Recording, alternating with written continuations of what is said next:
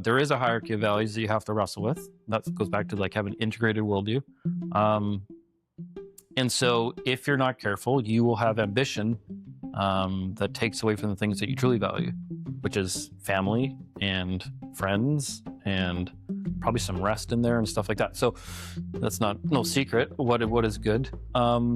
And so in order to try and get your ambition sorted out, you can sacrifice things that are never meant to be sacrificed, that you will regret. No one gets to the end of life and says, man, I wish I would have spent more time at the office. Oh, should have worked more weekends, because the only people that are going to know you worked a lot and long hours are your kids. Your partners aren't going to care. They're not going to give you more. They're not even going to give you an attaboy. You know, like if that's your payment is your attaboy payment, that's not, your kids aren't going to. No. And so who is paying that bill?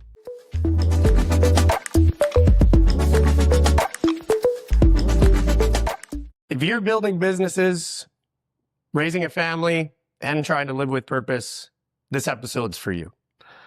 No fluff, no BS, just real conversations about money, faith, pressure, and most importantly, what really matters. Welcome to the Ultimate Real Estate Lifestyle Podcast. I am your host, Guy Bouchard.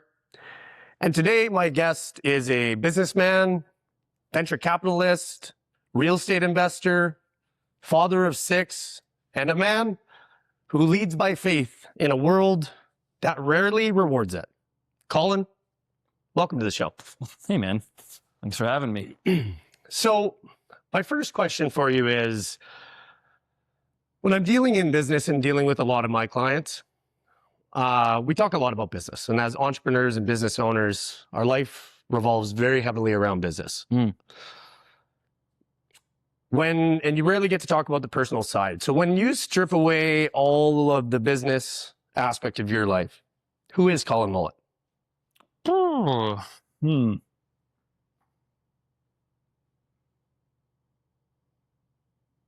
I think I'm just someone who got really fortunate at a young age to get plucked out of a previous life when there was like a big hole in my heart.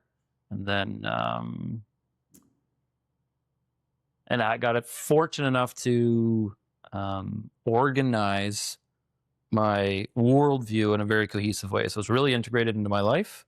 The answer would be Jesus. It's not a religious podcast, but that would be the answer. And so I have a very integrated worldview where I try to have my confessed values, the things I say, be very closely related, if not the same thing, if my professed values, the things I do believe. So the professed values are things you live out. The confessed values are things you tell yourself or tell others.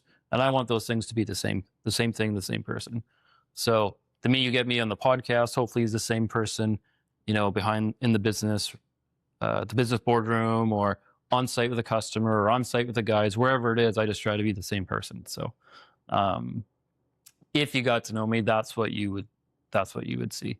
And so who is that person? It's a personality that's very extroverted, love people, care about serving others. That's where I get a lot of value, is helping others. And then if you live with me for more than an hour, not an hour goes by where I probably don't say, let's just do what is right, just, and fair. And that's the only thing I kind of grade myself against, is what is right, what is just, and what is fair. If you get those 3 things right in most of your decisions, you're going to do just fine. Well, and you do fine. And I commend you. You say, that you got fortunate at the beginning, and I would say that fortune favors the bold, as we all know. But it is what I know you for. All the things that you just said is why we're here talking, because you're not only someone that I respect in the business world, but I, like to consider you a pretty good friend in the few short years that we've known each Absolutely. other. And what I know of you definitely aligns with what you're talking about, and it's what I strive to do as well. And your faith, you say it's not a religious podcast, but it's a big part of you and your life. And we've talked a great deal about that. And I know that it's a very important part of your life, and I don't want to shy away from that, because it's something that I've never considered myself, man of faith or any part of any religion. But I do look up to you for that part, because of how it keeps you aligned in the stuff that you're doing. And so So talk to me a little bit about that, because you say it kind of wasn't always a part of it, you know, that you went through your journey. I know through the stories that we've had, but just share a little bit about sort of what your journey in that and what it's meant to you in your life. So the quick version is, if it's, you know, without being flippant, it's like my family puts the fun in dysfunctional. So, you know, it's a long story, but a really good way to kind of think about it is, imagine a really extroverted kid, that didn't have like you don't learn this stuff till later, but didn't have his identity fully formed because of my family household. And so I was using outside things, whether it's academics or athletics or attention and affection from girls, to fill what is an empty black hole. And as it goes through, as I accumulate from other people, as it goes in, it will just tickle the outside and make me feel good for a moment, but there's no real bottom to that. And so when I got plucked out of my life, and put into a new one, and God kind of showed up on the scene, as it were, and I got introduced to him and could see where he'd been working in my life up until then, and he was pursuing me, and I started to pursue him. And when I, you know, dedicated my life to Jesus, I felt a bottom go into the bottom of my heart, and the things that I needed to fill them were not those external things anymore. And my identity started to get filled in. My worldview started to get integrated. I started to see that I was doing things to please other people, to get what I wanted, to get what I needed. So I was trying to take from people instead of being able to serve other people. And so as that changed, it changed because there was a real bottom to my heart. And then I could go through a whole bunch of stories of God really meeting me some dark places and just changing me, just transforming my life. And so those things are just, you would say they're my testimony. And you just kind of can't take those things away from you once you've been through them. You're like, well, so if you imagine your life being like burn scars, like a 1st degree, 2nd degree, 3rd degree burns. If you have a 3rd degree burn, maybe I got the order wrong, but 3rd degree burns, like little heat. A few weeks later, don't even notice it anymore. 2nd degree burn, you are a bit of a sensitivity maybe for a year or two, but after that it's gone away, and it's just maybe a faded memory. But for me, the 1st degree burn, it's like you are changed forever. You're always sensitive to heat. And so ever since I had those encounters, I've always been sensitive, you know, to God's leading, and then I try to follow peace in all my decisions. It's not perfect. I wouldn't say I have a perfect track record of that, but if I look at my track record and I see where I did follow peace, and times when I tried to follow my own ways, those are the times when I've just fallen on my face. And the times when I followed peace, even if they didn't work out to the optimal solution or optimal outcome, you know, there's just the pain in my life was just severely reduced, or it's just better. So I don't think I've ever suffered or regretted following my gut.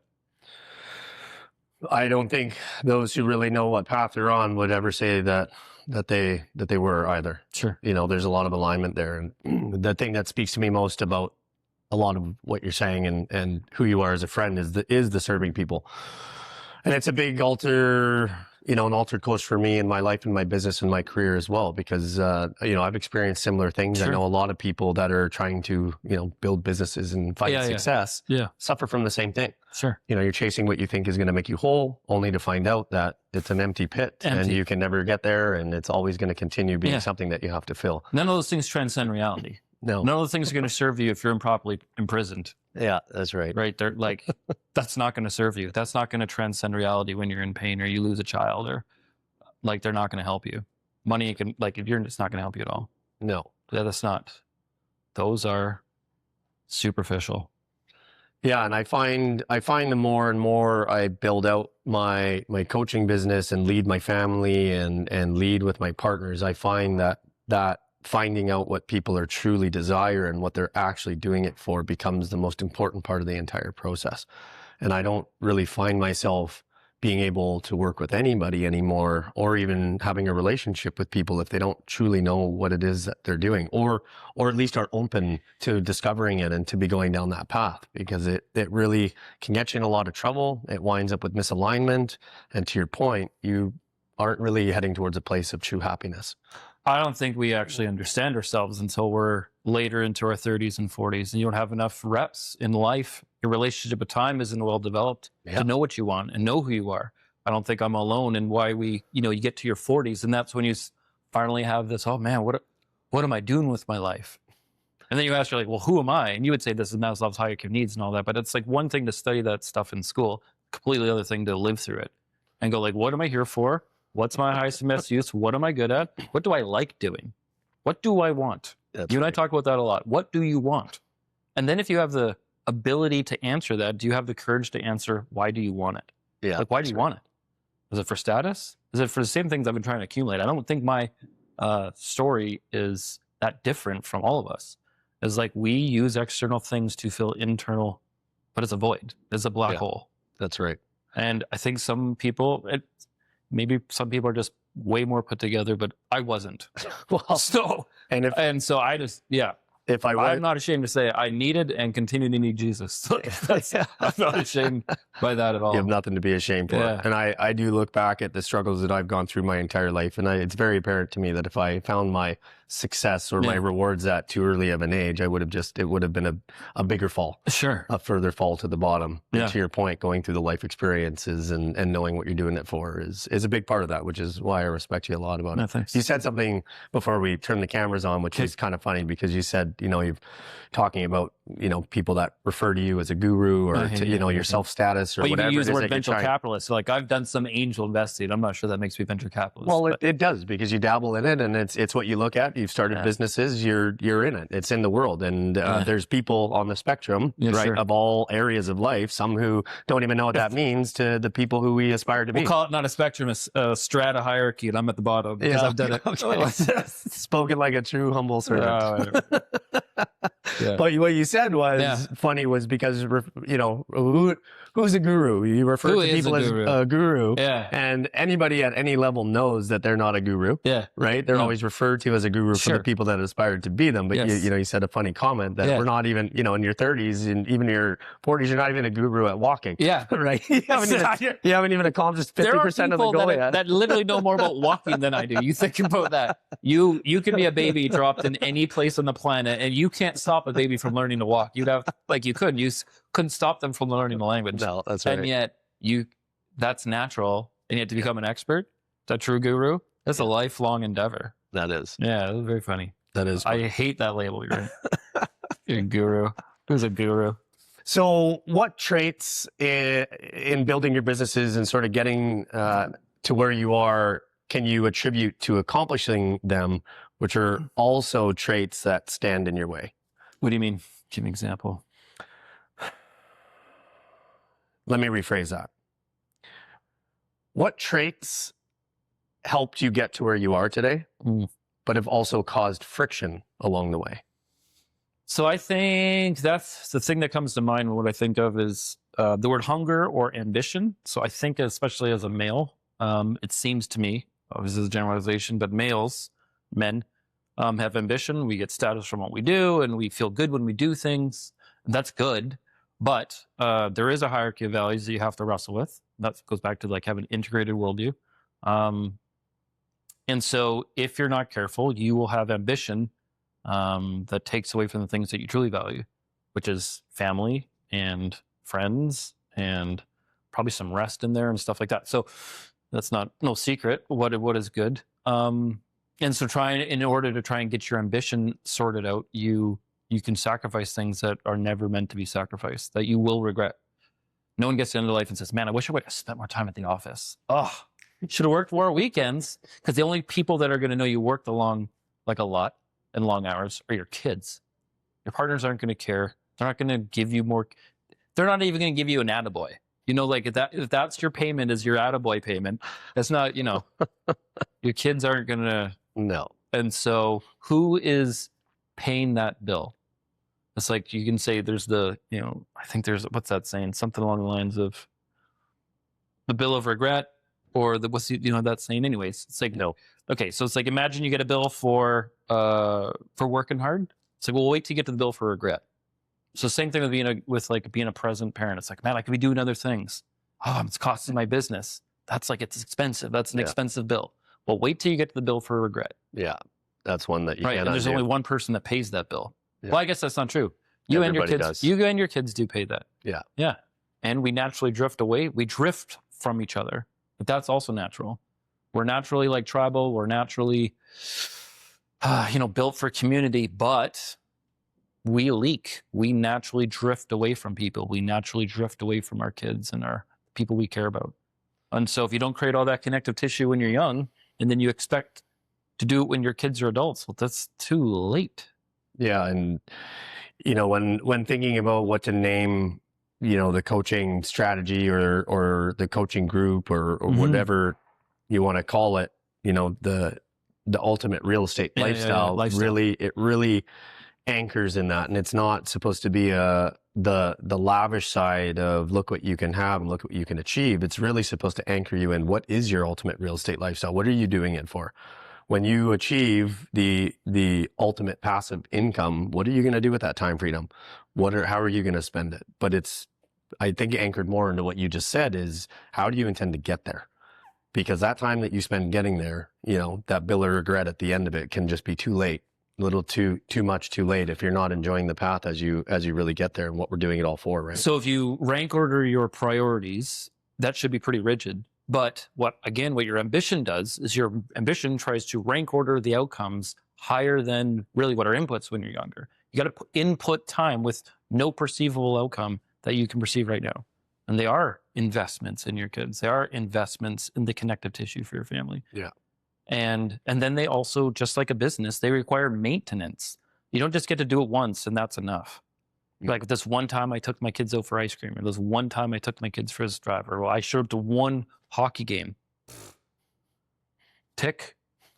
That's not a life of value. That's just task management, and that's right. Yeah, it's not good enough. No, the fabric of life has to be built around the things that are important to us and not the opposite. Yeah, the rhythms of life. These things have to be the rhythms in your life. Yeah. And it doesn't mean you don't work late. It doesn't mean that there's weekends where you have to put 20 hours in a week. It doesn't mean all that stuff. Like, you are in business and things are different. It's strategic and intentional around the things that are important. Yeah.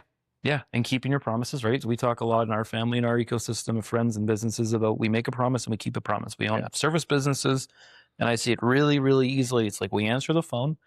And then we make a promise and then we keep a promise. And but we make a lot of promises that are explicit and a lot of promises that are implicit. And in contracting, all your promises are mostly explicit. And the stuff that's your contracts. The stuff you miss, that's the implicit. That's what people expect from you that you can't codify. But it seems like most of promises with your family are implicit. Mm-hmm. These things you could call them expectations. But I think expectation is like an overused word. If you think about them through a promise, this is what my promise to my children. Your agreements versus expectations. Yeah. And it's like, well, I've kind of promised my kids a dad that's going to be present and that's going to pay attention. Yeah. I think attention is a resource. We define time as a resource, or my time, and we define our money, our capital as a resource. I don't think we talk enough about our attention being a resource, and the things you attend to are the things that grow. So I love one of my favorite sayings is, you have a backyard and you have a black wolf and a white wolf, and they're constantly at war. The black wolf represents all the evil and all the things you can do and the worst of you that you can become and can do. And the white wolf represents all the good that you can become, can achieve, your potential. And they're always at war. And the question is, which one wins? If they're at war, which one wins? Sounds like not enough information to answer that, but it's whichever you feed. I think our listeners and viewers understand exactly. So whichever you feed. So what are you feeding? It's your attention that you're feeding it with. So what you attend to really matters. Yeah. And so my ambitions outstrip what I want sometimes by being present with my kids. That sometimes I'd just rather be working on a quote or closing a deal or doing due diligence and get that dopamine hit. I don't get dopamine hits when I'm reading a kid's book I've been reading for 16 years. It's not. But man, if I pay attention and understand what's actually happening in that investment, and then I have 6 kids. Yeah. I have a 16-year-old, I have a 3.5-year-old, and I can see my relationship with my 16-year-old that seems unique when we talk to other people with teenagers, and my 13-year-old, and my 12-year-old, and our, 10-year-old tomorrow, and so on, our 500. it's like, yeah, those investments you need to make with a list. kid seem to, that connective tissue really matters. Yeah. Even though there's no dopamine, there's very little joy in reading a kid's book I've been reading for 16 years. So what belief for you along the way did you have to unlearn? Yeah, passive income would be one of them. So we were talking off camera about you're playing cash flow with your kids. Yeah. And played the same game. Love that game. I think, like a lot of people in real estate, Rich Dad Poor Dad was like a gateway drug for me. Yeah. It was the first thing Of where course, yeah, for it's a like, lot of people. again, it's like an integrated worldview for real estate and how to view passive income and all that stuff. But as I've, grown my real estate and bought more, and it's like, there's nothing passive about it. So I just think that would be an expectation that was really hard to unlearn. I think you can create some things that are passive. I don't believe in that at all anymore. Well, You could say maybe even T-bills. Maybe T-bills are the only thing, treasury bills. Maybe that's the only thing that's truly passive. Of course, truly passive. And you're in the depths of operational businesses that make it very, very difficult for there to be an actual passive income. And that's real for a lot of people operating businesses or where they're generating their cash from. But when you could be an LP would probably be the closest thing in an investment. That would be probably your closest thing, but you have to obviously really trust your GP. Yeah, that would be the closest. Yeah. And the closest thing to owning your assets for sure is having someone else manage them, that you're still managing it. So there's still operational aspects, 100%, whether it's houses or apartment buildings or anything. Yeah, maybe a royalty check from like a book you wrote. Yeah. Don't know what that's like, but it sounds awesome.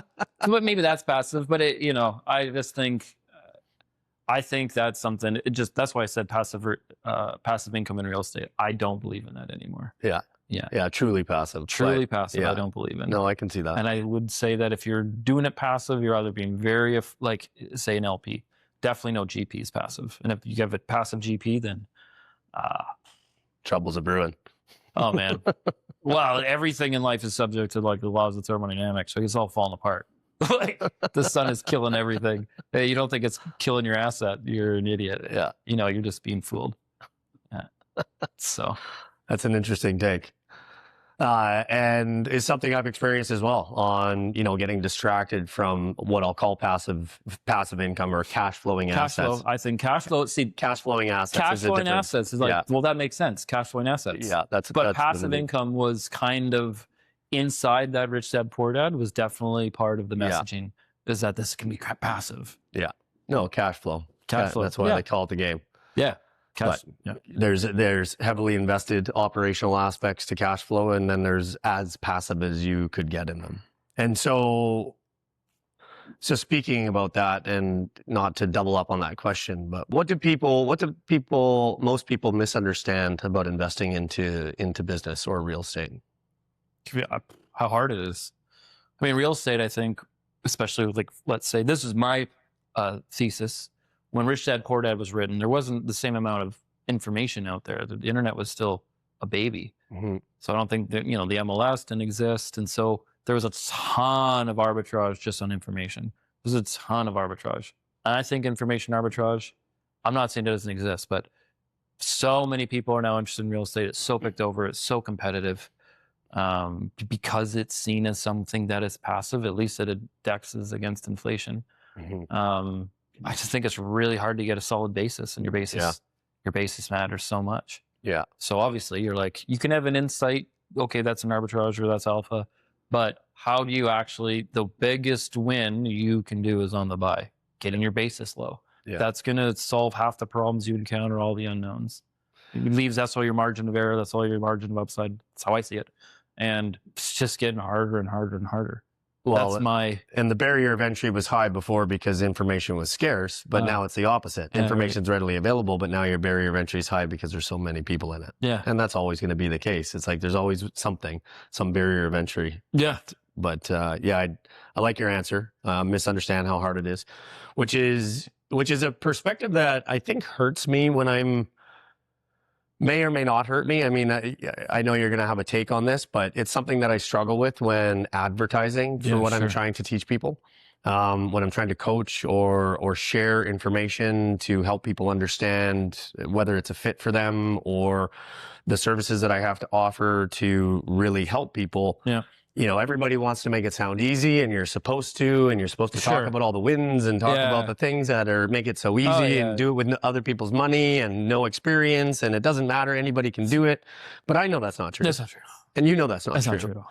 And when I talk to people, I don't give them that impression when I'm talking one-to-one. But the desire out there and that arbitrage aspect of there being so much information, I feel that the only way to really separate myself in that business is to be clear, honest, and transparent of this isn't easy.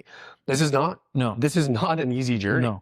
And there's so much information out there that it's actually either going to overwhelm you to the point of not doing anything, or send you down a path that you have no business going down, and it's going to get you into trouble and probably turn you off or have something bad happen to you. And I struggle with that. I struggle with that as I'm building this, because even right now, as we're filming this today, you know, I'm just in the beginning of starting this venture of coaching. But man, how difficult it is something that I just want to like grab people and just wring their neck out. Business or real estate or anything, investing, it doesn't matter. Stocks, bonds, crypto, it's all super, super complex. Yeah. And I think you've just simplified it there to just how difficult it is. And that message is really important for people. It's an operating business. Yeah. Yeah, absolutely. So it's so easy to miss that it's an operating business, and one unit, for instance, on itself, like one little apartment, it's such a small operating business, and things can, depending on how good the quality of the build, things could go wrong so infrequently that it doesn't feel like an operating business. But if I say 15 units, you can just feel it. You can just say, oh yeah, that is an operating business. Mm-hmm. Well, then one unit is just 1/15 of an operating business. Yeah. It just doesn't feel like it. Yeah. Right. So real estate's an operating business. Again, back to Rich Dad Poor Dad, which was super formational in how I came to love real estate. It was for a lot of people. I think it's a gateway drug. Yeah. I joke about that because when I talk to people, me too. Yeah. Yeah. Well, and I think it just wasn't in there. I don't think it wasn't clearly communicated, or I was just so excited and enthusiastic about the upside. It teaches you about the cash flow. Like it really does. But to your point, the dream or the ambition or the belief that it's just, I do it once and I never have to worry about it put again. This on my assets sheet and it just never becomes someone else. You're like, no, you can buy an asset that actually is a liability. That's right. Yeah, no, you absolutely can. But you said something as well that was important about, truly passive, which is, I guess you could be an LP, which is a limited partnership position. For those of you who don't know, that's taking a passive position where somebody else is doing the work. Yeah, you participating in real estate, you are getting to pick where your capital goes. You can say yes or no to those things. For sure. And so you still get to use your judgment. You still get to use all the things you know and learn about real estate. You get to pick your operator. Yes. And you don't have to do all the hard work. I mean, that sounds like the promise of what passive real estate is supposed to be. But what I want to say to that, though, is that what I always speak to people about is whether you're doing it actively or whether you're doing it passively through a partnership, there's still a lot to learn. There's a lot to know about how to vet the proper operator, about how to know whether it's a good deal, how to look for the red flags, and how to determine whether or not the investment that you're passively investing into is delivering you what you're looking for, whether it's capital or equity growth, long-term, short-term, exit strategies, all of that. And that's where a lot of people, miss as well, which is even that is work. Just deciding and making sure that you're doing the work to make sure that your money is going into a place that you truly understand. Right? When you get there, great. Then yes, if you find the right operator, it can be passive, but it's still a lot of work to understand it, right? Yeah, no, absolutely. I think the first deal you do with an operator like a GP will be the hardest. The rest is so I'm a red seal roofer. So, the first time I had to go win work, it was really tough because you're like, how do I have a track record of success? Well, once you have a track record of success, which is different, I guess, in real estate, is the cycle really does matter. There are different cycles where it's easy. Right now, real estate is not easy in this cycle. But anyways, roofing's not complex for me. Yeah, that's right. So, and there's aspects of real estate that are they're just not complex for me because I've done it. I've seen it. I have experience. Same thing for you. So, the first time you're a GP or the first time you're buying real estate, you just got to understand you have a lot to learn, and you can't go down to the corner store and get a 6-pack of experience. You can go buy almost anything at Costco you want. You can go down the store and get a 6-pack of anything. You cannot go get 5 years of experience. You can't go get a refinance that doesn't go your way. You can't go down and get like a bank rejection when you need your financing, right? All the things that no one talks about that are like, they're embarrassing. No one's going to tell you those stories until you go through them. That's right. You're like, oh, we thought this CapEx was going to be 50 grand. It was 200 grand. Yeah.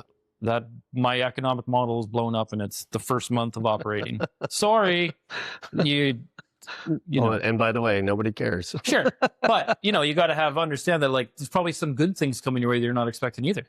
That's right. So, time is your friend in real estate. And that's what I love. One of the things I love about real estate is if you can just survive a cycle, you win. Inflation will take care of itself. If inflation's your friend, you're in great shape. That's if right. you can survive a cycle and you're not in Japan. And so you're, well, to my point though, there is no inflation and there's deflation. Yeah, it's deflation. So and there's a lot going on there. A lot to unpack on that. A lot to unpack in there, but that's to my point. It's like the market matters. Yeah, that's right. Yeah. So let's talk about your businesses because you're invested in real estate. You've also you've got a few businesses going. So Nightway wasn't a company that you founded, but it was something that you and your partners acquired, and you've sort of built a team around the businesses that you've done. So why don't you talk a little bit about the businesses that you're involved in and what got you into them, why you chose the ones you did? So when I was living in Calgary, I've had this idea for a really long time actually, but it really kind of crystallized when I was living in Calgary working for a company, and I met my friend who's now my partner, Aaron, and we just really hit it off. And I realized that entrepreneurship is pretty lonely. And this, I heard this African proverb is overused now, but it was novel to me. It was, if you want to go fast, go alone. If you want to go far, go together. And just those words, far together, really stick to me. They really speak to me. And even before I wanted to be, I thought I might employ people. Working with my friends was something really exciting. Maybe that's generated from my family and just my friends being more like my brothers than I don't know. But that is something that's just something I really love and have for a long time. And so when I moved back to the Vancouver Island, Aaron said before I left, he's like, hey, make a way for me. And so he eventually came out. I was doing my real estate thing. That started, it seemed like it was, even though it took another 5 years, we got over the hump where we knew it was going to be successful. And so we started to look for a business to buy together so we can go together. And so Nightway is a trucking and installation company that only transports big things, particular mobile homes and modulars, or you'd say manufactured homes. And so we bought it in 2021, Aaron, myself, and Lucas. But it's a sneaky real estate business. So what it is because you're moving real estate, this unique thing where you're transporting real estate from one location to another. It also, if you're panning out with your camera, it also buys and sells used homes. And there's people that don't want them, and there's people that do need them.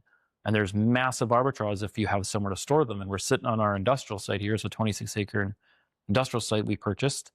So we also have this infrastructure where we can make that promise and keep it. It's like, you need this gone on February 8th, it's gone February 7th. And because we're the trucker, we're the installer, and we have the yard space to do it, we can make that promise. So this stuff for everyone. We tell people, it's like, if you need your maximum value, you need to sell it on Facebook like we're going to do.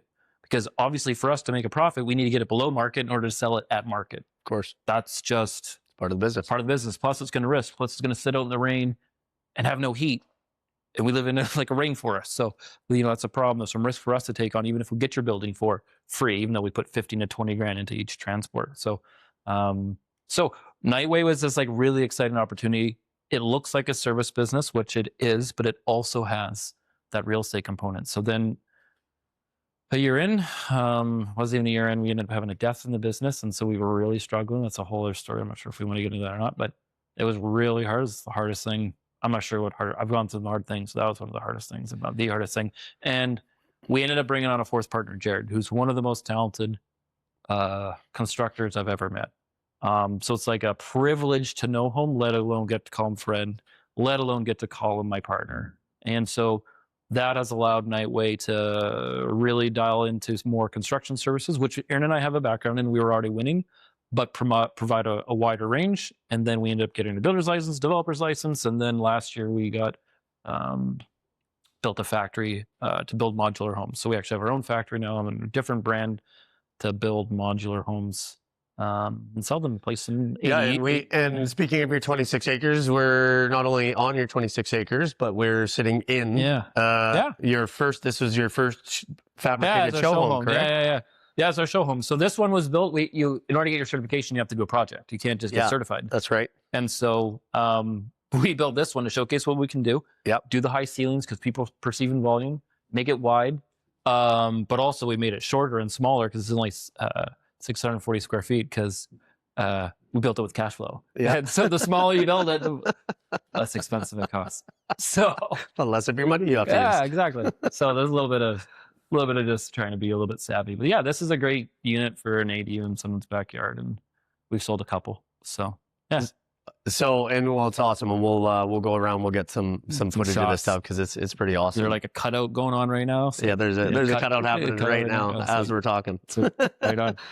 So we had a few other things going on. So Nightway then bought an overhead door company. Yeah, that's what I was going to ask. We bought an overhead door company. Yeah. We bought a couple safety companies. It's Amalgamated one that's run by a gal named Elizabeth. Yeah, out in Calgary. They're doing awesome. Just trucking along steady, small growth, but growth. Yeah. We got Hunter overhead doors.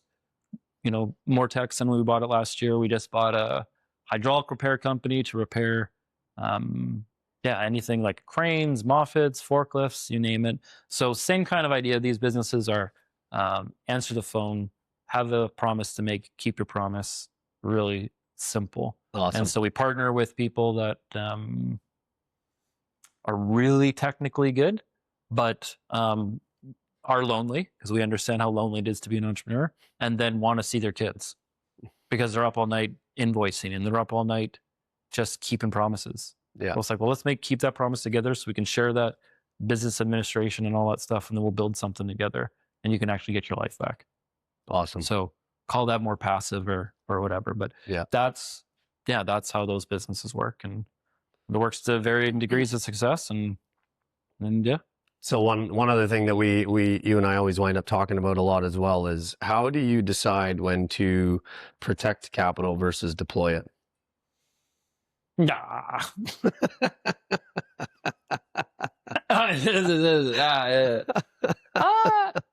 Well, if it's right, doesn't fair. I mean, then if there's a promise to keep, I mean, then you just find a way. But for instance, so we have the service business, but we realized that this business is also an inventory business, and they're really kind of at odds. Inventory, as I was reading, I think it's called Titans of Industry or something. This book was telling how these really successful businesses, their inventory can sink them because inventory affects your cash flow. It comes out of your cash flow. And you're like, oh man, I realized, I read that, and I was like, holy smokes, this is a blind spot for us. And I don't know what that means, but we have inventory starting to accumulate as our deal flow is getting better and better and better, but we're not getting paid to take all these homes. And sometimes we are buying them. So we're getting all this inventory. I'm like, this is a problem we can't see. And so I set aside a large chunk of capital, and like 6 months later, and there was like a lot of debate about doing that as partners, but I'm like, look, we can't quantify this, but I know this is going to become a problem. 6 months later, that problem like reared its head, and we're like, I'm glad we had that capital sitting to the side, or we'd be going into our summer months in trouble. So I don't know, man. You try to learn from other people. I love this saying: if a smart man learns from his own mistakes, a wise man learns from the mistakes of others. So you're trying to gather that wisdom from as many places as possible, knowing that even if you fail, you're not a failure. We're going to make mistakes. We do make mistakes. We've made a ton of mistakes. Yeah. Get over yourself. That's life. And that's definitely life in business. So for instance, there's no book on how to be a good partner outside of like the Bible, but I don't know if there's a book out there on partnership. It's like how to be a good partner and how to find a good partner. I haven't found it. I haven't read it. Maybe I should write it. I don't know. But so again, you just gotta do what's right, just and fair. So what is one of the most expensive mistakes you've ever made, both either time or money? I will tell you off camera. Eh! Oh shoot. Yeah, we did do I give the number? Is that fine? Fine. You tell what you want. Yeah, we did like a $360,000 tech investment. Right now is unknown if it's gonna go to zero or blow up. So you don't know if it's a mistake. So I would say our process was mistaken. Okay, how so? I think I'll say I think I perceived that as profit that we could have taken out of the business when it was actually working capital. Right. And so that's so embarrassing to admit, but if I am honest with myself, I think that's the truth. Okay. Yeah. Yeah. So you have to, I mean, you'd have to say, what's the difference between cash flow and profit? It's like, well, you tell me when you have a growing company. Yeah. You probably have no profit in your business. Yeah. Depends how you're going to deploy it into growth operations. Right. So we've never taken a dividend in any of our businesses. And so you could argue, well, when you invest like that, that's a dividend. You're like, you tell that to our wives. Yeah. So, there's been other times when we've spent money and it hasn't been perfect. That's fine. I built commercial kitchens that I should have got customers to pay for. Right. Like, so if you would say, what's the most expensive room? This is in our commercial real estate. What's the most expensive room in your house? That's obvious. It's your kitchen. So it should be freaking obvious to me. And it wasn't. What's the most expensive room in your building? It's a commercial kitchen. Yeah. And so I agreed for a tenant to build their kitchen. Yeah. I remember when we were doing that. Yeah. Yeah. No, that was so expensive. It was way more expensive. Say I budgeted 60 grand and it was, I don't know. It was 120, 130. It was a lot. Yeah. There was other one so one of the things I learned through the commercial endeavor, and I'll still probably do this in the future, but I don't want to build people's infrastructure for their business. So I did the same thing with a national tenant. I paid for their mill work and I thought it was going to be 30 grand and it was 74 or something like that. And those are just like, oh, they're hard. You're like, man, that is 6-7 months of rent on a 5-year or 10-year lease. You're just like, it doesn't sound like much sometimes, but then you go on 10 years, that's like, what is that? 1/20th? That's 5% of the entire lease. Yeah. You're like, it's a big number. That's a big number. So I mean, I have these national tenants. I'm not sure if I would have, and those are, the other point is, I think I couldn't have negotiated better on those. I think I was too willing to help and to serve and do all these things and put on a hero cape, probably remnants of those insecurities that are filling that black hole, when I could have just been willing to just like upset someone and go, do you mind if you pay for this? Or do we want to go 50-50 on this line item? Instead, I was like, I will do everything and be so helpful. But it does affect your bottom line. And for 100%. Us, that bottom line is owned by, my wife, my family, and yeah. So, I think we're back to learning. It's like, that's how you get experience. It's like no one's out here teaching me how to do those things. It's failing forward and all that stuff. So I don't regret. Those aren't regrets. No, we never. That wasn't the question. Yeah, the question was not regrets. I think it's important to be clear. Yeah, the things you learn from and things that cause you pain doesn't mean you regret them. I think a lot of things, people that cause them pain, they're like, they don't like the pain, and that's where I question whether, if you want to be an entrepreneur, it's like you got to be resilient. You got to be hard to kill. You can't just have these things that go wrong hurt you. You're like, that's the job. It's going to be hard. Choose your hard.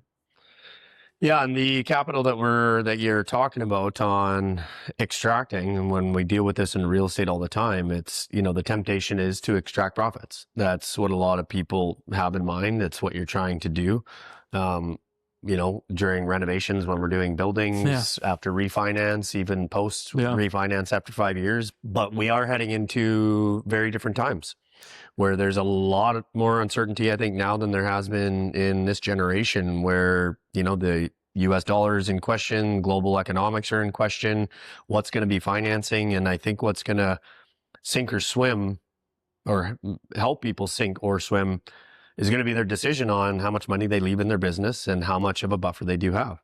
Because when you run out of cash in a market that doesn't have any, and when nothing's getting dolled out, there's nobody to save you in a lot of those situations. No, the market's not going to save you for the foreseeable future. 2 years, 3 years, 4 years, 5 years, who knows? No one's got a crystal ball. But for us that are in our 40s, and as long as we've been interested in real estate,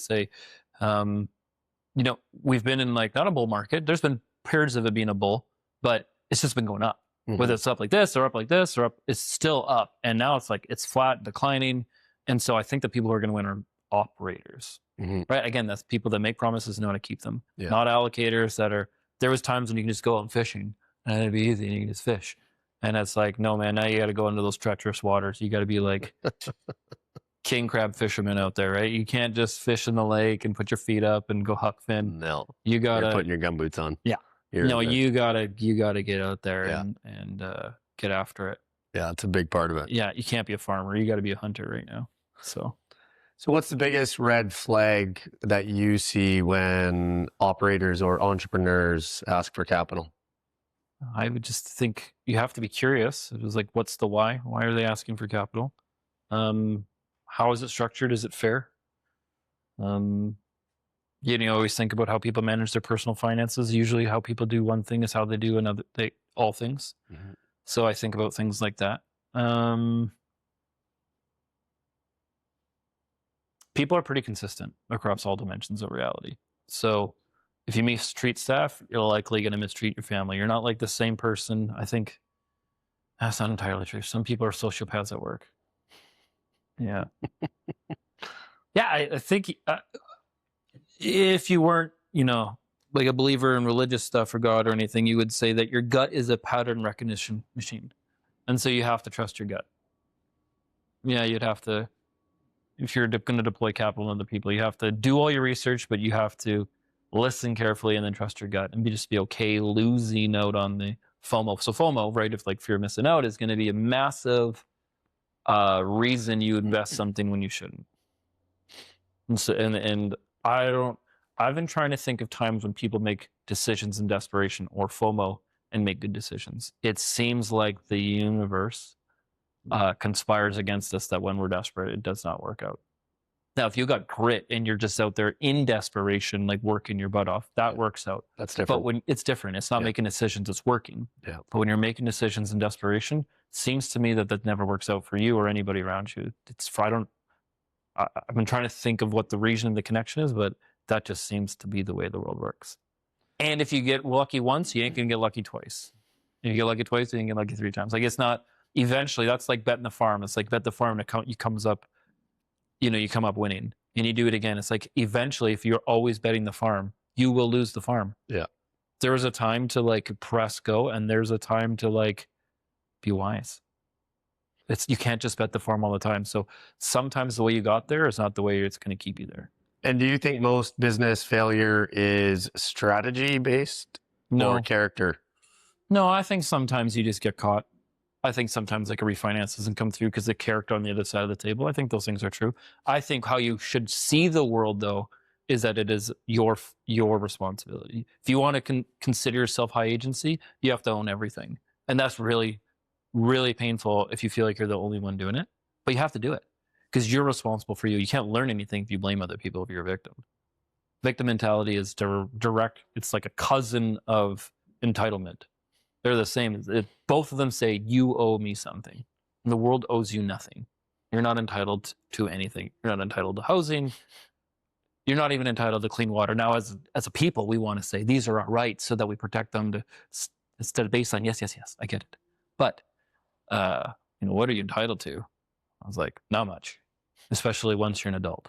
You're like, you are responsible for you. And so everything is either a failure of character because everything in life rises and falls on your character. Character determines your leadership, and everything for certain rises and falls on leadership, whether it's yourself, your family, community. It's all leadership, and leadership is determined by character. Character determines destiny. So, yeah, if something goes wrong, it's better to just say this is my fault, so that you can change. Because if not, then I don't see how there's a path of personal growth. So, who's a leader for you? Jesus. What comes to mind is a couple people. I have been blessed with a lot of men in my life that have cared and taken interest in me and have had an open door or an easy to answer phone. So one right now that comes to mind has been off and on, different periods, different seasons, would be my father-in-law, Peter. Someone that continues to grow and learn. And so every every year is still new to talk about. He's got still some of the same old stories, but he's just always in pursuit of excellence and doing the right thing. And so every year he's learning stuff, and I'm like, that's super inspiring. He's almost 70 and he's still learning and exciting and taking on risk when other people are shutting her down and going to the golf course. I just think that's inspiring. My old mentor, Lance, at the roofing and exteriors firm I work for, Lance Merrifield out in Calgary, just an like probably the most naturally gifted leader I've ever met. And yeah, he's the one who introduced me to the idea of right, just, and fair. When I heard that, it just clicked. So that I'd have to owe to him. And he gave me a ton of opportunities when I was in my late 20s and early 30s that I look back now and reflect, I'm not sure what you gave me those opportunities and trusted me with that much, influence in your business. You must have seen something in you. Yeah, thanks. And then I think of my friends for different reasons. I got partners that there's aspects where I lead and things that they led me. I think of my friend Nathan, who's just really inspiring how much he initiates in life, gets done. I think people that start things and initiate things are really inspiring. Then go and get it done and execute. It's really, ideas and dreams don't pay the bills, and it's really easy to talk. Everyone's got a great idea. The world belongs to two types of people, in my opinion: storytellers and people who execute.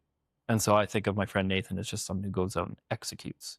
And I think the world of that. And then I know his story really intimately, and I think, yeah, this guy is the real deal. Nice. So, yeah. So what would you say to somebody who's just starting out? Because I know that, some people are integral parts of you getting started, right? And some people have those people, some people don't. Yeah. But, and we talk about, how tough this is, the underestimating how difficult business or real estate is and all of that stuff. But if you're giving advice to somebody who's either trying to get started into either of those things or expand and grow, what's your advice to someone like that? You have to define what you want. I don't know how else to start anymore. That's always my advice now. Because if you don't start with the why do you, and then you cannot be asked, why do you want it? If you don't define those things, you can spend so much time, especially in real estate, wasting your life. Real estate is not for everyone. It's just not. No, so absolutely. You could say real estate investment could be. You could say that about pretty much anything. Sure. Well, yeah, index funds, all those things. Business. Weighted portfolios, blah, blah, blah. Yeah, I think you need to figure out what you want. And then you have to have the courage to ask why you want it. And if you can't answer those things, you could say just get started. Yes, there's value in just starting. But, we're all people. We're not just trying to maximize financial outcomes. We're trying to maximize life outcomes. Mm-hmm. And if you don't define those two things, they'll probably get defined for you. And that's your life. That is your time. That's your resources. And that's your attention. And now you're growing things that, what if you're feeding the black wolf and you don't know it? So does that go back to the red flag question of, asking you that question again? Is it fair to say that one of the biggest red flags of an entrepreneur or investor maybe asking for help or money in any way, shape, or form is not having their why, not knowing why they're doing it? Do those two things tie together?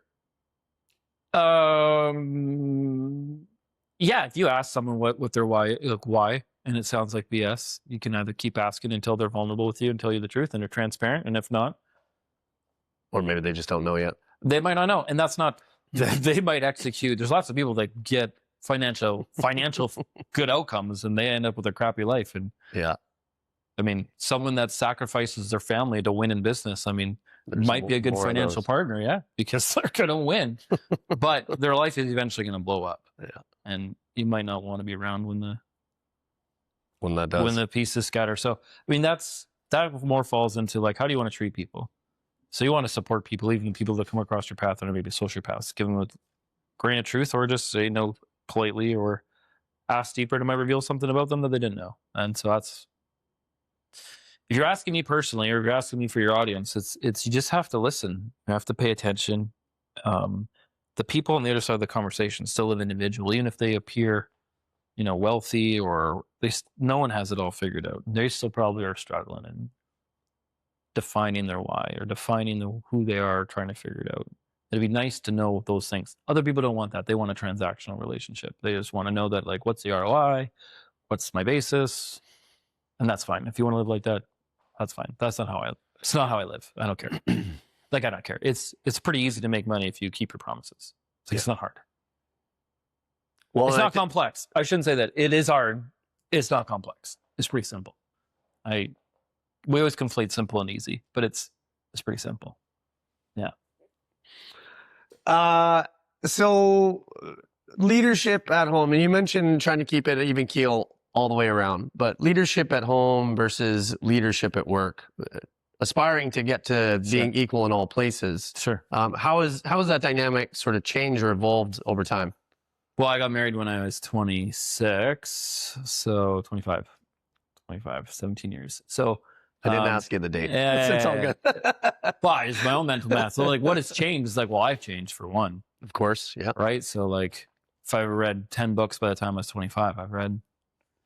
And so a lot more examples. You're a lot more chill as you get older. You know, you're not trying to live vicariously through your children in any way, or I'm not.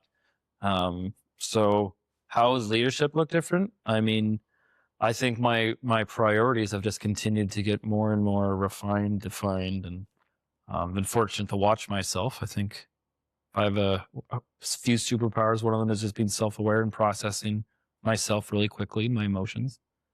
So bottle stuff up. Like, I'm not a stuffer. It's both good and bad. You know, you process really quickly, so you're always like, this is going on, and other people need more time to process. I think the only thing that would be like leadership related in my house, because it's very much a partnership, would be just constantly setting vision of, like, this is what we're doing and why we're doing it.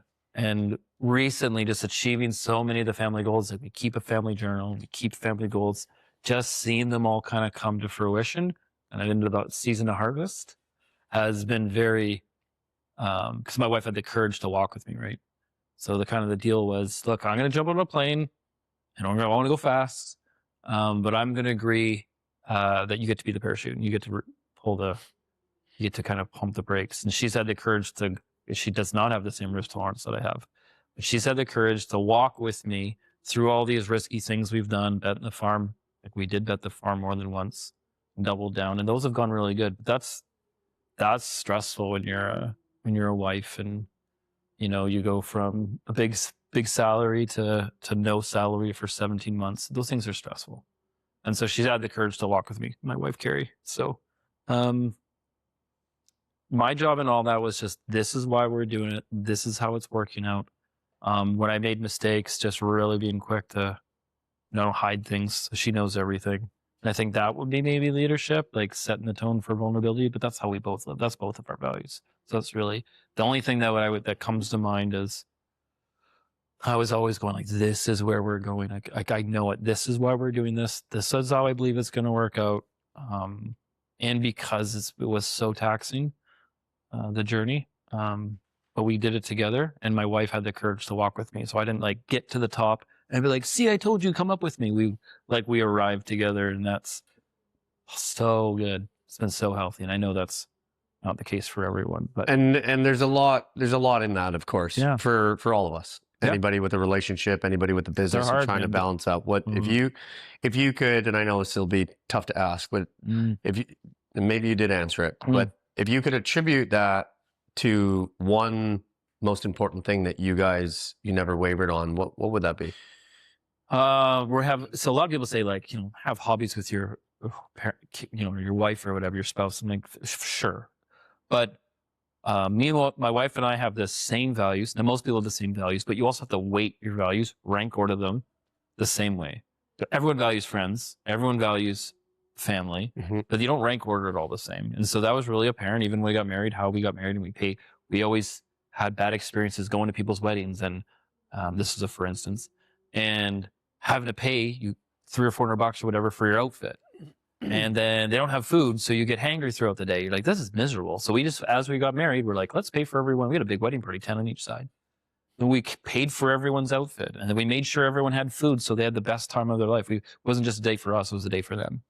And So that's how we value friendship, and it's the same because everyone values friendship, but it's like, well, I value friendships, but I also value my alone time, and we both value financial things roughly the same. So we've been very fortunate that way, but we also figured those things out before we got married. We more sat down, and she's like, "What do you have for debt?" And I didn't hide anything for us. Like, it wasn't just like credit cards, or back then living in a overdraft, which is so embarrassing. There's all these things I didn't know how to spend money and operate back then. I knew how to make money and pay my bills. I was never late, but just doing things that are just stupid. No one taught me. So ordering your values. Yeah. So we sat down and went through money. And she's like, and what about the people you owe money to? And borrowed, I happen to owe her brother like $500 or $600 or something like that. She's like, do not buy a ring on debt. Don't buy my engagement ring on debt. Don't buy money. Don't buy an engagement ring when you owe $1,000 or $2,000 or whatever it is, a credit card debt. Do not put it on a credit card, and do not buy this when you owe my brother $500, whatever it was. Because like, then he's paying for my ring. And I'm like, yeah, that's brilliant. And like, I learned that lesson, and then we've lived that. When I remember a time when I had an electrical bill, and I needed to be late 2 or 3 weeks because the bank didn't pay me, and I had someone else pay for a vacation to go away to like a camp. Got invited, someone else was going to pay for it, but just how it looked optically to go off on vacation when I owed my electrician like 14 grand or something, let's say. And it was only 2 weeks. And he's a friend. It was fine. And it was like, we're talking paid in 2 weeks instead of 30 days. Most people paid 30 days. So it wasn't like 2 months later or anything. But anyways, we did not go on vacation because this just looks like he's paying for my vacation. And so all that stuff, we are 100% on the same page because we value the same things, but we value them the same. We rank order them the same. And we have a lot of conversations that are value related. And so my wife is like my favorite person to talk to because we value the same things. And so things are very simple when you get all those, and we got them together early, and we talked about them before we got married.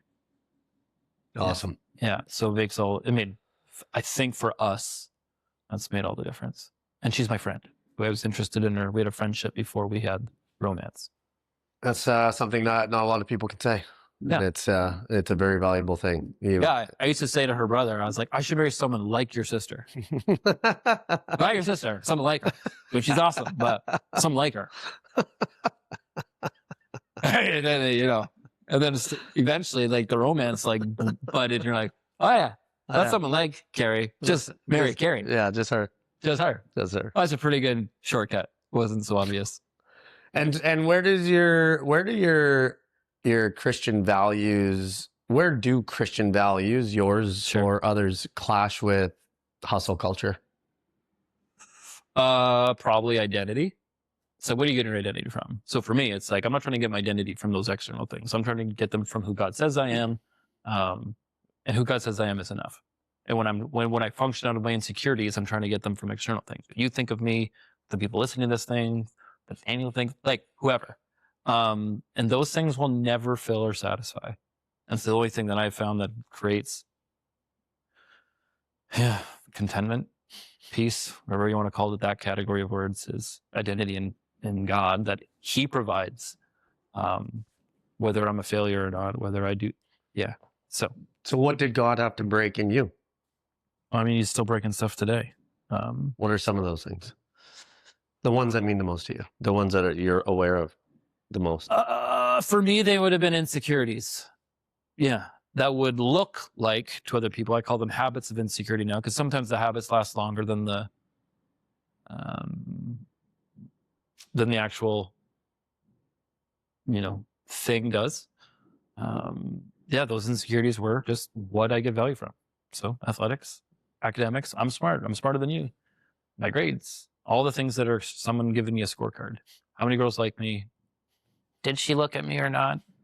How many girls did I talk to today? All this stupid stuff. And so all that stuff needed to be discarded. And some things get discarded faster than others. Yeah. So when you're in business, there's a pecking order to who's making the most money. And I'm laughing out of connection and familiarity, of course. Yeah. So not at you. Yeah. And so you have to change. You have to for instance, I used to flirt. This would be girls. How did that look like in habits? The habit was I would flirt. That would give me attention because I would get affection from them. And then it felt good about me. And so I had to change the way I interacted with not just some women, all women. So that's not a small thing. How do you interact with 50% of the population? It's a big deal. And it's relatable to status in business. It's no different No, than same walking thing. into a room of business people and wanting to impress and wanting to talk and pretending to be someone that you're not. And who did that person talk to me? Did they not talk to me? And Yeah. So part of that is when you're a smaller guy. So I'm a short guy. Is you get a lot of you're not going to physically impose your will on anybody. It doesn't happen. It doesn't never happen. Never going to happen. And so how you dress matters a lot. How you look, because that's how you physically represent yourself. of course, And so as I started going to different rooms, I would care so much about what I was wearing. It would just give me so much, called it anxiousness, not anxiety. I don't get anxiousness, like I don't get anxiety or stress, but call it, I just care a lot, feel judged. And it just became really important to me. It's like, this is not who I want to be. Like, I'm insecure about this. And so I want to just be me. And that's jeans and a t-shirt. And if people don't like that, I'm going to be okay with that, because this is who I am. And as soon as I put on kind of someone else's clothes, and I'm just not me. And so I remember going to like you call it venture capital's angel investment event. So I'm down in the parkade and it's at some fancy hotel and I can't see anybody and I'm worried about what sweater I'm wearing. And I go to the elevator and I'm like, I care about my sweater. It's a little too tight, but it's like my best sweater. You got the office pod, rocking the office pod. And then I'm like, no, I'm not mean. I go back to the truck and I take off my sweater. And I'm like, no, I got to be me. And I go to the thing. And then I'm like, go to the elevator. I'm like, no, I should wear the elevator. I go back and I get the sweater. And I'll put the things up and down. The neck's getting all stretched out. I'm like, this is so stupid. This is my insecurities, my habits of insecurity flaring up. I'm me. I'm so comfortable when I'm not trying to be anybody else then. And so then I'm like, I stopped, I prayed. You could say I contemplated, whatever you want to say. And I took the sweater off and I just went in with my t-shirt. And I had a great time. And the people I talked to seemed to enjoy my company because I wasn't trying to get anything from them. As soon as I was trying to pretend or perform. Yeah. Put on a show. Yeah. Then, you're in a take position. And so it's like a posture of take as opposed to a posture of, I don't know, reception or something. Posture of just here, do my thing. Just you. Just me. Yeah. So. That's good. What's the worst advice you've ever followed? Do a front flip off that cliff. It still hurts. We're talking business advice, right?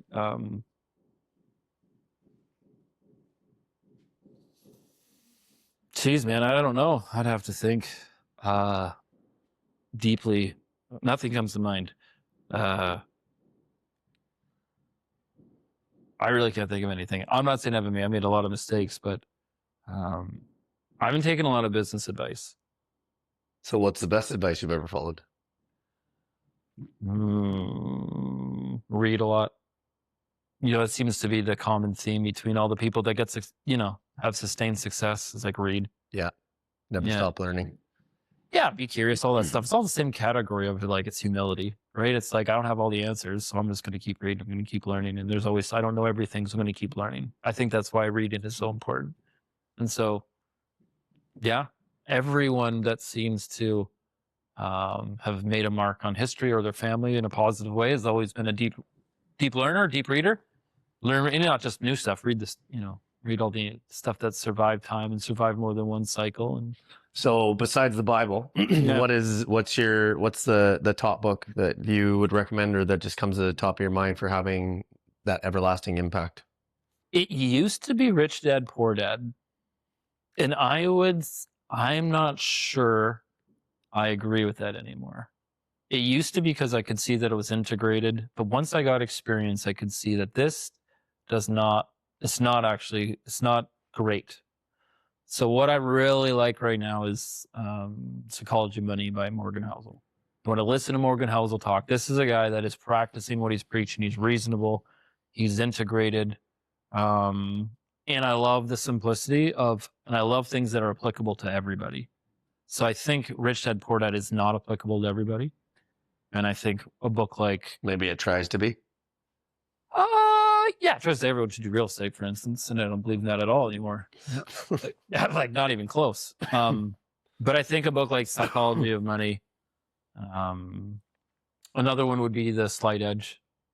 Slight Edge is the idea that like all things in life compound, and everything in life, things that you want are easy to do, but they're also easy not to do. Mm-hmm. And we always say the easy to do part, but we forget they're easy not to do. It doesn't matter. Today doesn't matter if you eat a burger and fries and like just pig out on burgers and fries. Doesn't matter today. It's easy to do and it's easy not to do. But if you do that continuously for 20 years, it will compound. And in 20 years, you will have the effects that will be all over you. You will look like a burger and fries. Like, So that's what the Slight Edge kind of so talks the Slight about. Edge talks about, Slight Edge just really integrates what and why doing things over a long time is. Because all these decisions you're making, you're paying yourself in the future. I love that. Jimmy Carr, he's like, you're 50 years old. What do you want? You're like, I want to be healthy. Great. You wake up, you're 50, go to the gym every day, eat meals, get good sleep, you're 50, and now you're in great shape. What else do you want? You're like, I want to be wealthy. It's like, all right, invest in index funds, and you're just like, there's a path to getting all these things. But if you don't start now, and if you don't recognize they're easy to do, but they're easy not to do, then you're always going to be, crapping on yourself. And you just forget how easy it is not to do. And I think if I would improve that, it's easier not to do. It for sure is. Yeah. And maybe even the self-sabotage aspect. Sure, we forget. We still forget that we're like our own worst enemy. We are. Oh, yeah. And you spend more time not doing something sometimes, but it seems easier. Oh, yeah. And then you crap all over yourself. Yeah. We are never kind to ourselves. No. And the funny thing is the people that are too kind to themselves, they also seem to fall in that victim mentality bucket, entitlement bucket. And I don't like people that are too easy on yourself. I think you got to be kind of hard on yourself. You just can't be cruel to yourself. Yeah. That was something I definitely wrestled with. I wasn't always kind to myself. Yeah. And so I think you want to be hard on yourself, but you want to be kind to yourself. And I think your internal voice can really sound mean.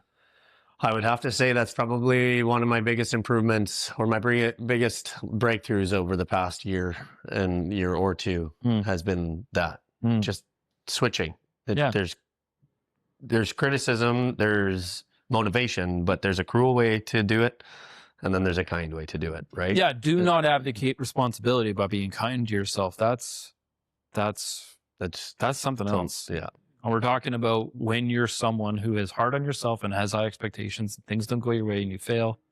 You don't sit there and call yourself a piece of shit for brains, as we said before. Shit for brains. Yeah. We were joking about that earlier when the last time we actually heard that, because the way we talk now versus the way we were talked to when we were younger, it's a totally different dynamic. We would never let anyone talk to us the way we talk to ourselves. No.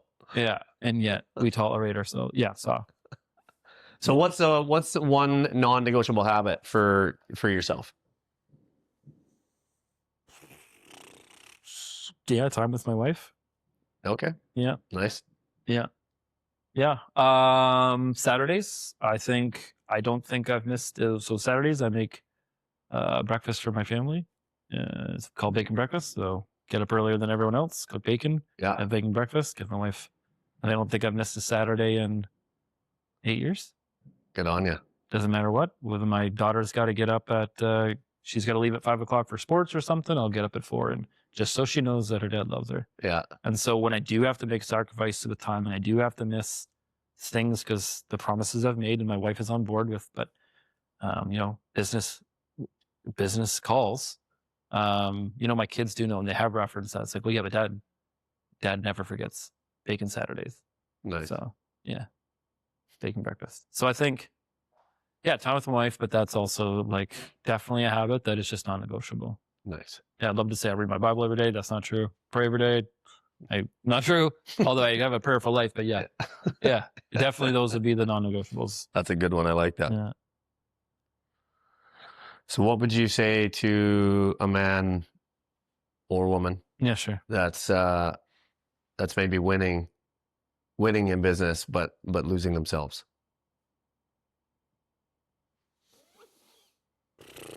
That's a hard train to stop, man. And it's probably is a train. Like really, it's probably something going to have to get derailed in order for you to, because you have a train that you're responsible for. I don't know how you're going to turn that around. Hopefully you can, hopefully it's a cruise ship so you can slowly turn it around. It's not a speedboat. You're not going to turn on a dime, and it's not something you can quit cold turkey. You have too many responsibilities. So, if you were winning, but you were losing in those areas, what's going to happen is you've disappointed a lot of people. And those things don't happen with one. Trust has been broken, and you're not going to be able to rebuild those things with ice cream on Saturday, with an apology. It's going to take years, right? It's going to take time. The next time you have an opportunity to be angry with your wife or your kids or whatever, that you have to change. And that's not easy. And I don't know how to do it. For me, I don't know how you accomplish that without, that goes back to me, like, I'm not embarrassed that I need Jesus. I'm not sure how to do it without. I don't know how it's done. I think I'm not saying it doesn't happen. I just don't know how to do it. No, it's not an easy one at all. It's not an easy one. What do you think the first step in that process would be for somebody who's maybe trying to find their way and get back to connecting with what's important? I don't think it's a great, big, grand gesture. I think it starts with talking, and you would say confessing. It's like, hey, this is where I've screwed up. I recognize that, right? It's like personal revelation precedes divine revelation. You understand you need a savior. So if you're in a relationship, how would that look like if you don't believe in God? Just like, I know I need to confess these things. Of course, the person they know that they've done something wrong too. But usually it's the person that is choosing something else, your business, that is the one in the wrong. Not always, but mostly. Neglect, because they're neglecting the other person. They're not attending to the other person's, wants, needs, and desires, and the promises you made, right? If talking marriage, these are vows you've made. They're not vows just so you can be married. They're vows. And so you confess those things, and then you repent, meaning you turn away from them and walk in the opposite direction. You walk away from the things you're doing, and you don't return to those habits. The anger, the tone of your voice, you behave at work. Why can't you behave in the home? You behave when a client or customer yells at you and you tone her down. Why can't you do that at home? Let's start there. That's how you build trust, changing habits. And I trust you, they will present opportunities for you to fly off the handle or say something inappropriate or whatever, and you have to rebuild that trust. And when you are different, they will go, this person's different, and now you're planted in a new garden together, something like that. Yeah, that's right. Yeah. And so what is the next chapter that you're building for? Well, I think we're building inside this current economic climate. So we've grown a lot, and we're looking for things that are two-way doors. Decisions where it's heads I win, tails we win. Things that we can walk in and walk out of. And so when we survey the landscape, we have a lot of opportunity. Part of it is like, we know that if we just build up our balance sheet, we can't lose. So we're just making sure our balance sheet is getting healthier all the time. Because if we survive all this, then we're going to be fine. But it is tough sledding out there right now for the construction industry. Real estate and construction are, two faces of the same coin, and we're in both of them. So we keep doing our thing in our niche business, we're going to be fine. But if we don't protect our capital, because we do spec homes and stuff, then we can get ourselves in trouble, and we don't want to be in trouble. So protect our balance sheet, grow it, retire debt, and we'll be fine. And so that's what we're doing. The rest, it's like, we got all these new businesses, let's get them healthy, and then find something else.